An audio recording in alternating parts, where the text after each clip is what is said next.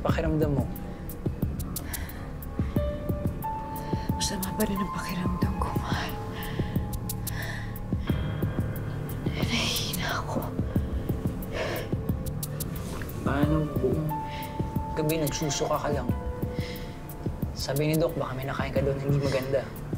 Eh, nagtataka naman kami dahil pare-parehas lang tayo ng kinakain. Eh di dapat kami din. Tsaka, lumabas lahat ng lab result. Okay naman lahat. Normal. Dave, sa tingin ko, binarang ako. Binarang ako ng mga kapitbahay natin. Napanaginipan ko sila kagabi nung binabangungot ako. Oh my gosh! Baka nga, naalala mo yung kunento mo sa akin na kumuha sila ng buhok mo. Kakatakot naman. Baka naman ginamit nila para mambarang.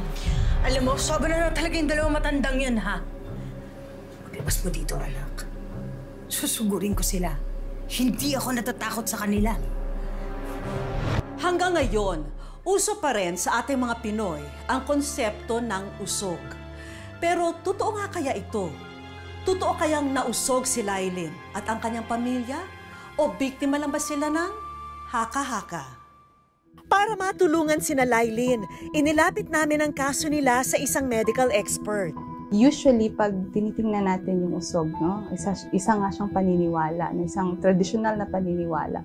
Pero, yung mga sintomas nito ay medical, no? Nakikita natin at nare-reflect sa kalusugan. Pwede nating itong i-attribute doon sa distress. Kapag nagkaroon ng distress or kapag nagkaroon ng imbalance, isa sa mga sintomas na maaaring makita natin yung pagkakaroon ng lagnat, no? Pagkakaroon ng sakit ng tiyan, ang mga nararanasan ng taong maaaring nausog or nagkaroon ng imbalance doon sa kanyang kalusugan ay isang medical, no, na phenomenon, no? So, kailangan po natin na magpunta at magpakonsulta doon sa mga eksperto sa medisina para malaman po natin yung sanhi ng karamdaman. May paliwanag naman ang isang anthropologist tungkol sa paniniwala ng mga Pinoy sa usog. Marami tayong pamahiin. Bahagi kasi yan ng belief system ng mga Filipino. So marami tayong pinaniniwalaan sa iba't ibang bagay at bahagi itong usog. Isang kondisyon ito na nagaganap sa pagitan ng isang stranger, dayuhan, at yung taga roon mismo.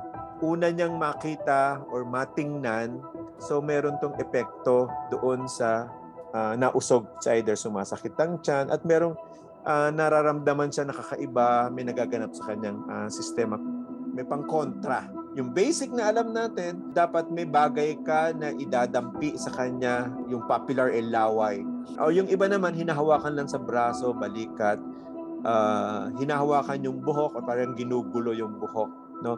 At mawawala na yon.